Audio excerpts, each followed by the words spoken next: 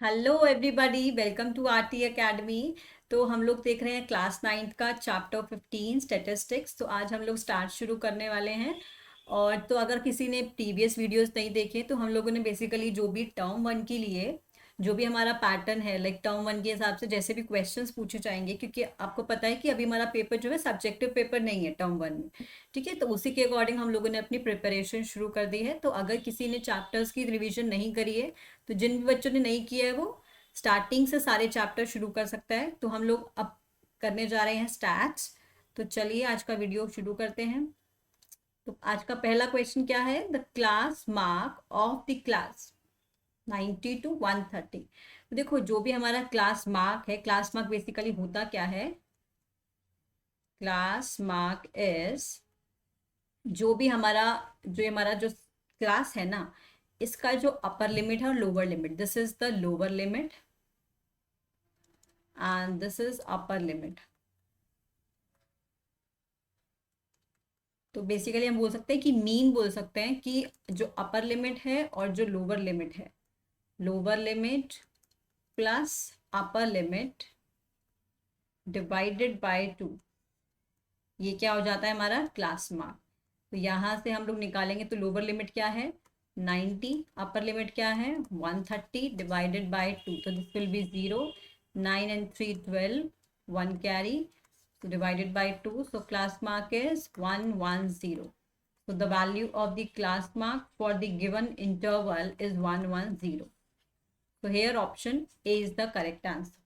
Next question is the range of the data is, तो range क्या होता है, तो range of the data is, ये हमको डेटा दे रखा है तो हमें इसका रेंज कैलकुलेट करना है। तो रेंज क्या होता है, जो भी हमारे पास, देखो हमें क्या करना है, रेंज बेसिकली क्या बताता है, जो भी हमारे पास मैक्सिमम टर्म है पूरे डेटा की, जो मैक्सिमम टर्म है और जो मिनिमम टर्म है उसका डिफरेंस। ठीक है, maximum value we can say और मिनिमम वैल्यू, इनका जो डिफरेंस होता है that will be the range of the given data. तो अब देखो, ये जो पूरा डेटा दिया हुआ है इसमें मैक्सिमम वैल्यू कितनी है 20, okay 32 is the I guess maximum. इससे बड़ा भी कुछ है क्या, 81 इज ऑल्सो मैक्सिमम, ओके 81 भी है इससे बड़ा, तो ये तो नहीं हो सकता। फिर 91 भी है, चलो 91 से बड़ा कुछ है क्या, नहीं 91 I guess is the largest. और सबसे छोटी वैल्यू कितनी है 8, 8 से छोटा भी कितना है क्या, ओके 8 से छोटा है 9, सॉरी 6, 6 से छोटा भी है क्या कुछ, 6 से छोटा नहीं, तो 6 हमारा सबसे छोटी वैल्यू है। तो अब देख लेते हैं हम लोग, तो रेंज हमारा इसके अकॉर्डिंग क्या हो जाएगा, range will be the maximum minus minimum, minimum कितना है 6, तो 91 में से 6 हुआ गया, कितना बचा, तो range will B 85। This is the range for the given data. तो रेंज क्या हो गया, पहले हमने क्लास मार्क देखा, क्लास मार्क क्या होता है कि जो भी हमारे पास जो अपर लिमिट है और जो लोअर लिमिट है उन दोनों का सम divided by 2, that is the class mark. और रेंज क्या होता है, रेंज बेसिकली हमें बताता है कि जो मैक्सिमम लिमिट है और जो मिनिमम वैल्यू है, लाइक इन दोनों के बीच में कितना गैप है, that is our range. Okay, next question is the ratio of sum of observation and total number of observation. तो बेसिकली बोल क्या रहा है कि रेशियो है, रेशियो है मतलब कुछ न्यूमरेटर में होगा कुछ डिनोमिनेटर में होगा। Sum of the observation, sum of observations and the total number of observation, total number of observation। तो ये जो रेशियो है, इस रेशियो को हम लोग क्या बोलते हैं, तो इस रेशियो को हम लोग बोलते हैं मीन। ठीक है, तो सभी ऑब्जर्वेशंस का सम और टोटल नंबर ऑफ ऑब्जर्वेशंस हम लोग इनको क्या बोलते हैं, मीन बोलते हैं। जैसे कि अगर बोला जाए कि तुम्हारे पास कुछ नंबर्स हैं 2, 3, 4, ठीक है, ये 3 नंबर्स हैं, तो इनका मीन बताओ क्या होगा। तो मीन क्या होगा, तुम्हारे पास कितने नंबर ऑफ ऑब्जर्वेशन है 1 2 3, 3 ऑब्जर्वेशन है तो नीचे आ जाएगा 3, that is the total number of the observation. और ऊपर क्या आता है, जो ऑब्जर्वेशन है उसका सम, तो यानी 2 + 3 + 4, तो 2 + 3 4 5, 5 + 4 इज 9। तो हम बोलेंगे कि जो 3 है वो क्या है, मीन है इस डेटा का। ठीक है, तो this is the mean of the observations. तो mean is ratio of the sum of the observation and the total number of observations. अब इसी जो डेफिनेशन है मीन की, इसी को यूज करते हुए हम लोग सॉल्व करेंगे इस क्वेश्चन को। कह रहा है the mean of this this this and this. हमें चार टर्म्स रखे हैं, बेसिकली हमें इस डेटा का मीन निकालना है। तो डेटा क्या है, x+2, x+3, x+4 and x-2। ये हमारे पास सब वैल्यूज हैं। तो मीन क्या हो जाएगा, mean is sum of the observations, sum of observations divided by total number of observation, total number of observations।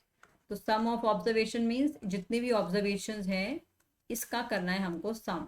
तो x+2 में ऐड कर देंगे x+3, इसमें फर्दर ऐड कर देंगे x+2, इसमें further we will add x-2, divided by कितनी observation है, 1 2 3 4, डिवाइडेड बाय 4। तो x plus x plus x plus x that is 4x plus 2 plus 3 5, 5 plus 4 9, 9 minus 2 7, divided by 4। यहाँ पे जो मीन आया वो कितना आ जाएगा, mean will be 4x plus 7 divided by 4। 4x plus 7 divided by 4 is the mean of the above data. ठीक है, तो मीन तो है बिल्कुल सिंपल।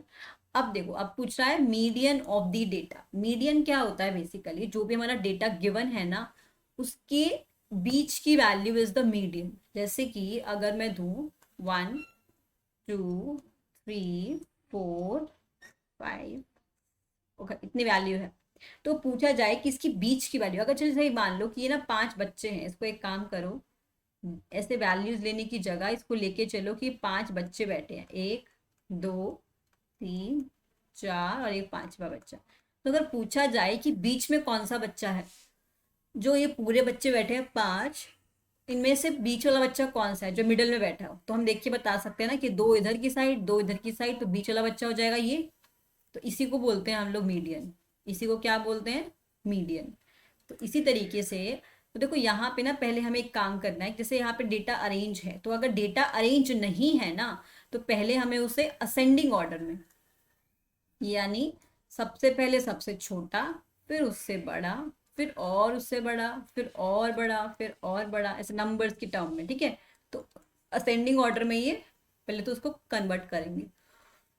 तो देखो ये नंबर्स तो ऑलरेडी असेंडिंग में है, 4 6 8 9 10। ठीक है ना, तो 4 के बाद 6, 6 के बाद 8, 8 के बाद 9, 9 के बाद 10। तो पूछा जाए कि इसका मीडियन क्या होगा, मीडियन मतलब जो बीच में बैठा है, तो हमें दिखाई दे रहा है कि जो बीच में बैठा है वो कौन सा है, 8। तो 8 है द मीडियन। अब देखो यहाँ पे तो क्या है कि नंबर्स छोटे हैं, मतलब नंबर सिर्फ 5 ही हैं। तो हमने इजिली क्या किया, अपने डेटा का मीडियन निकाल लिया। लेकिन सपोज करो यहाँ पे इतने की जगह सपोज करो 50 होते या फिर 40 होते, तो इतने बड़े डेटा में हम लोग कैसे मतलब मीडियन निकालते। तो उसके लिए हमारे पास एक फॉर्मूला आता है कि अगर ऑड नंबर है ना हमारे पास, ऑड नंबर ऑफ पीपल है ना, तो मीडियन जो है कौन सी ऑब्जर्वेशन होगी, तो मीडियन कैसे कैलकुलेट करेंगे, n+1/2th ऑब्जर्वेशन। इसका मतलब जैसे देखो यहाँ पे नंबर ऑफ जो ऑब्जर्वेशन है वो 5 है ना, तो मीडियन का जो मतलब मीडियन जो टर्म होगी वो कौन सी टर्म होगी, 5+1/2, that means 6/2th term, that means third term. Third term जो है वो हो जाएगी मीडियन। तो first second third, this is the median. ठीक है, तो ये तो हो गया जब नंबर ऑफ टर्म्स जो है ऑड हो, ये ऑड के लिए सिर्फ ट्रू होगा।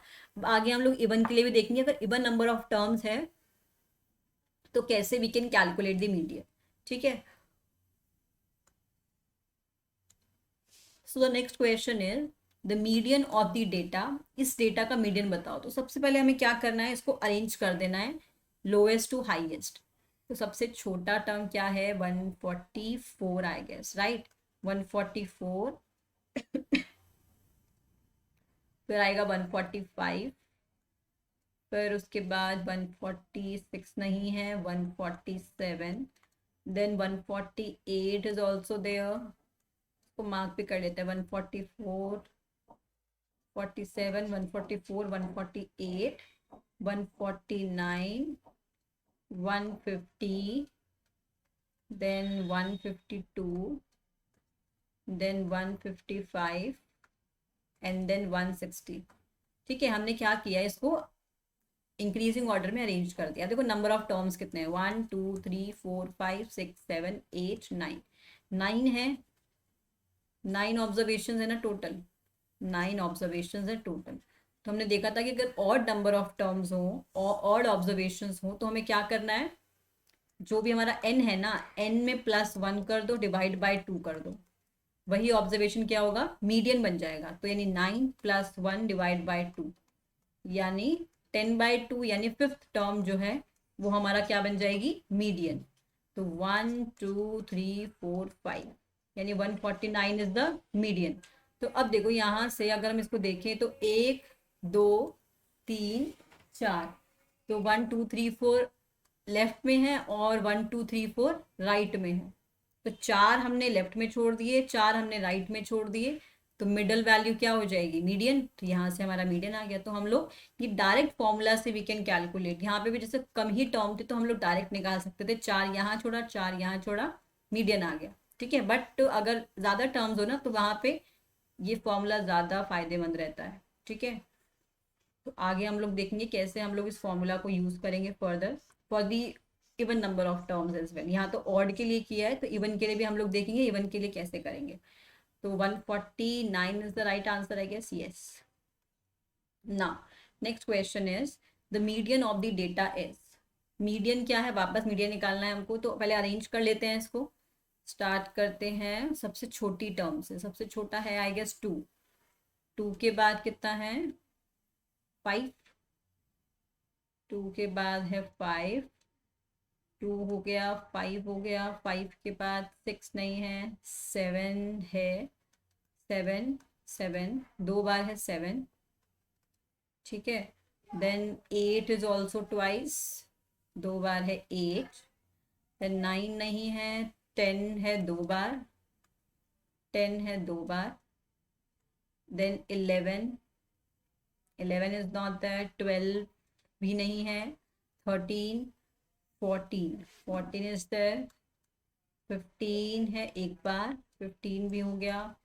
देन उसके बाद 16 नहीं है, 17 है, 17 है, 18 है, 19 नहीं है, 20, 20 भी नहीं है, ठीक है। 21 देख लो अब, 22, अच्छा अब एक काम करते हैं, अब तो I guess come he terms है ना, 27, 24 और 48, 28, तो 24 आ जाएगा, फिर 27, 28, देन 48। तो कैलकुलेट कर लेते हैं, 1 2 3 4 5 6, एक मिनट, 3 6 7 8 9 10 11 12 13 14 15 16। यहाँ पे कितनी टर्म्स है, 1 2 3 4 5 6 7 8 9 10 11 12 13 14 15 16, ठीक है। नंबर ऑफ टर्म्स हमने लिख ली सही। अब देखो कितनी टर्म्स है, 16 टर्म्स है, राइट। तो जब मीडियन निकालना होता है ना इवन नंबर के केस में, median for the even number of cases, तो उसके लिए हमें क्या करना होता है, हमें क्या करना है, n/2th टर्म और जो n+1/2th टर्म है, सॉरी n/2 + 1, तो इनका जो मीन आता है ना वही हमारा क्या होता है, हमारी मीडियन होता है इस डेटा का। तो देखो यहाँ पे कितनी नंबर ऑफ टर्म्स हैं, 16, तो 16/2 यानी 8th टर्म, और 16/2 + 1 यानी 9th टर्म। तो 8th और 9th टर्म का जो मीन होगा ना, that will be the value of median. तो 8th टर्म कितना है देख लो, 1 2 3 4 5 6 7 8 10, और 9th टर्म कौन सा है, इसका अगला टर्म, डिवाइडेड बाय 2, तो ये कितना आ जाएगा, 24 डिवाइड बाय 2। तो 12 is the median of the given data. तो मीडियन क्या है, सॉरी, मीडियन क्या हो जाएगा इस डेटा का, 12। यहां से हमारा आंसर आ जाएगा 12। Okay, this is the median of the data. Next question is find the mode of the given data. Mode क्या होता है, देखो मीन होता है sum of the observation divided by the total number of observation. Median क्या होता है, जो मिडल वैल्यू होती है। मोड क्या होता है कि किसी भी जो डेटा दिया हुआ है कौन सी वैल्यू सबसे ज्यादा बार रिपीट हो रही है, ठीक है, जिसकी फ्रिक्वेंसी ज्यादा है, that will be the mode. ठीक है, तो एक काम करते हैं, हमारे पास वैल्यूज कौन कौन सी हैं, तो ये देखते हैं कि सबसे ज्यादा बार कौन सी वैल्यू आई है। देखो 9 देखते हैं पहले तो। 9 2 बार, 3 बार और 4 बार। ठीक है, और तो कहीं नहीं है ना 9। ठीक है, अब जो नया नंबर है, दूसरे नंबर को हम दूसरे कलर से मार्क कर लेंगे। 7 आ रहा है 2 बार और एक 3 बार। 7 भी 3 ही बार है। उसके बाद कोई और नंबर देखते हैं जो इन दोनों से ज्यादा बार आ रहा है। 5 देखते हैं। 5 है एक बार, 5 दो ही बार है तो 5 को तो हटा ही दो। ठीक है, क्योंकि इससे तो कम ही है ना। फिर उसके बाद 6, 6 है एक, दो, तीन। ठीक है, so the mode of the data is 9 is repeating. Okay, 9 is repeating 4 times. और जो 6 आ रहा है, देखो सबसे ज्यादा बार तो 9 ही आ रहा है ना। 9 क्या आ रहा है, 4 बार आ रहा है, एक दो तीन चार। ठीक है, तो सबसे ज्यादा बार 9 आ रहा है ना, तो मोड जो हो जाएगा वो 9 हो जाएगा। Mode of the given data will be, sorry 9, because it is repeating the highest time. तो इसका आंसर हो जाएगा third option. Okay, now next question is the value which appears very frequently in a data is called. जो value बहुत ज्यादा frequently repeat होती है data में, वही तो अभी हमने सीखा कि जो फ्रीक्वेंटली रिपीट होती है वो क्या होता है, मोड होता है। तो this will be mode. So here C option is the correct answer. Next question is the collection of information collected for a purpose is called। देखो जो कलेक्शन होता है इंफॉर्मेशन का, जो किसी पर्पस के लिए कलेक्ट किया जाता है, उसको क्या बोलते हैं। देखो मीडियन हमने अभी देखा था। Median is sum of observation divided by total number of observation. ये हो जाता है मीन। फिर हमने मोड देखा था, जो कि ज्यादा बार, हायर फ्रीक्वेंसी वाली जो टर्म्स है, हायर फ्रीक्वेंसी वाली जो ऑब्जर्वेशन है, that is the mode. Median is the, sorry ये तो हमने गलत देख लिया ना, ये हमारा था, ये मीडियन है, ये मीन का है ये। ठीक है, और मीडियन का क्या हो जाएगा, that is the middle term. Middle term तो क्या बचा, डेटा बचा। तो हम इसे ऐसे भी देख सकते हैं। डेटा वैसे क्या होता है, जो भी हमने इंफॉर्मेशन कलेक्ट करी किसी पर्पस के लिए, that is the data. So here D option will be the correct answer. Next we have to calculate the mean of the given data. तो मीन क्या होता है, sum of all the observation divide by the number of observation. तो 1 2 3 4 5 6 7 8 9 10, 10 observation है तो नीचे तो आ जाएगा 10। अब इनका सम कर लेते हैं। ठीक है, 2 + 3 इज 5, 5 + 5 is 10, 10 plus 10 plus 10, एक काम करते हैं, 10 + 10 is 20, 23 24 एंड 24, और ये कितना आ जाएगा, 24 और 4 28, राइट 28 हो जाएगा ना। एक बार वापस चेक कर लेते हैं इसको। 5 और 5 10, 10 और ये हो जाएगा 6 + 4 10, 20, 23 24, 24 में 4 ऐड किया हमने, कितना आ जाएगा 28। तो दिस इज 28/10। तो इसकी वैल्यू आ जाएगी 2.8। This is the median of the data, sorry mean of the data. Okay, so I guess यहाँ पे थोड़ा मिस्टेक है इसमें। तो ये हो जाएगा mean of the data is 2.8। Which of the following is not a measure of the central tendency. जो हमने मीन मोड मीडियन पढ़ा है ना, ये क्या मेजर करते हैं, हमारा सेंट्रल टेंडेंसी। तो यहाँ पे कौन सा ऑप्शन बचा, स्टैंडर्ड डेविएशन।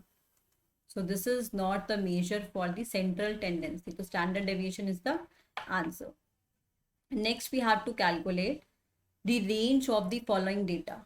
ठीक है, रेंज क्या देखा था हमने, range is the difference between the maximum and the minimum value. ठीक है, range is difference of maximum value and minimum value. Okay, तो यहां से देख लेते हैं कि हमारा मैक्सिमम वैल्यू कितनी है, 25। 25 से बड़ा कुछ है क्या यहाँ पे, हाँ 30, 32, 32 is the maximum I guess. तो मैक्सिमम इज 32 और मिनिमम देख लेते हैं। मिनिमम है 6, 6 I guess is the minimum. 6 से छोटा नहीं है ना कुछ भी, 6, हाँ तो मिनिमम है 6। तो our range will be here 32 - 6, this is the range. So 32 - 6 will be, so range will be 12 - 6 is 6 and 2 - 0 is 2. So range is 26. So here D option is the correct answer. Next question is in the class interval this 20 is included in which interval. जो भी class interval हमको दिया जाता है, जो भी हमें class interval दिया 10 to 20, 20 to 30, 20 is included in which interval. कौन से इंटरवल में 20 को इंक्लूड किया जाएगा, क्योंकि 20 हमको यहाँ भी दिखाई दे रहा है, यहाँ पे दिखाई दे रहा है, तो 20 को एक्चुअली में कौन से इंटरवल में इंक्लूड करेंगे। तो जब भी हमें इस टाइप से इंटरवल्स दिए होते हैं ना, तो हमेशा लोअर लिमिट में, जो ये लोअर लिमिट होती है उसके अंदर ये वाली वैल्यू को, लोअर लिमिट को इंक्लूड किया जाता है, इसको हम लोग इंक्लूड करते हैं। तो इसका मतलब हम बोल सकते हैं कि जो 20 है ना वो इस इंटरवल में इंक्लूडेड है, यानी 20 to 30 वाले में। ठीक है, तो यहाँ पे कौन सा ऑप्शन करेक्ट हो जाएगा, this option, B option will be the correct answer. Okay, next question is find the class width of the grouped frequency distribution of the class interval। ये जो क्लास इंटरवल्स हमको दिए हुए हैं ना ग्रुप फ्रीक्वेंसी के डिस्ट्रीब्यूशन के, तो हमें यहाँ पे क्लास की विड्थ निकालनी है। मतलब ये जो एक क्लास दी हुई है ना, इसकी हमको विड्थ निकालनी है। विड्थ क्या होता है, बेसिकली जो भी हमारा डिफरेंस होता है ना अपर लिमिट और लोअर लिमिट का, दैट इज द विड्थ। ठीक है, तो यहाँ पे विड्थ कितनी है हमको दिख रहा है कि हर जो क्लास इंटरवल है यहाँ पे विड्थ 20 की दिखाई देगी ना हमको, क्योंकि 1 और 20 में 20 का डिफरेंस आ रहा है। ठीक है, तो this is the width of the class. So class width will be, class width is 20। okay, so here 20 is C option. C option is the correct answer. Okay, now next question is the arithmetic mean of the first 5 natural numbers। पहले 5 natural numbers का हमको क्या करना है, arithmetic mean निकालना है। तो पहले 5 नेचुरल नंबर्स कहाँ से शुरू होते हैं, 1 से। ठीक है, तो 1 2 3 4 5, these are the first 5 natural number, first 5 natural numbers। इनका क्या चाहिए हमको, मीन चाहिए। मीन क्या होता है, sum of the observation, that means 1 + 2 + 3 + 4 + 5 divided by total number of observation. Total कितनी है, 5 ऑब्जर्वेशन, तो डिवाइडेड बाय 5। सम क्या होगा, 5 + 4 that is 9, 9 + 3 that is 12, 12 + 2 that is 14, 14 + 1 that is 15, 15 divided by 5। तो यहाँ से 5 3 15 हो जाएगा। तो डेटा का जो मीन आएगा वो कितना आ जाएगा, mean of the data is 3। This is the mean. Okay, now next question is find the value of x if the arithmetic mean of this okay 4 5 6 7 8 okay, एक सेकेंड, 4 5 ओके, जो ये terms है ना, जो डेटा हमको दे रखा है, इनका मीन अगर 7 है तो हमें क्या करना है, कैलकुलेट करना है x की वैल्यू को। डेटा क्या है, 4 5 6 7 8 एंड x, और इनका जो मीन है वो कितना है, 7। तो मीन अगर 7 है तो इस क्वेश्चन का आंसर आप लोग मुझे होमवर्क में करके बताना, कि इसका कमेंट सेक्शन में लिख के बताना कि जो इसका आंसर है वो क्या होगा। फिर हम लोग डिस्कस करेंगे इसको नेक्स्ट क्लास में। ठीक है, इसको मैं अभी सॉल्व नहीं करूंगी। तो बहुत ही आसान है, बस मीन का कॉन्सेप्ट हमको यहाँ यूज करना है, कैसे हम लोग मीन कैलकुलेट करेंगे यहाँ। ठीक है, मीन हमें कैलकुलेट एक्चुअली में नहीं करना, हमें मीन की हेल्प से, जो फॉर्मूला है मीन का, उसी की हेल्प से यहाँ पे एक्स की वैल्यू को कैलकुलेट करना है। ठीक है, तो आज की क्लास में इतना ही। Bye bye, thank you.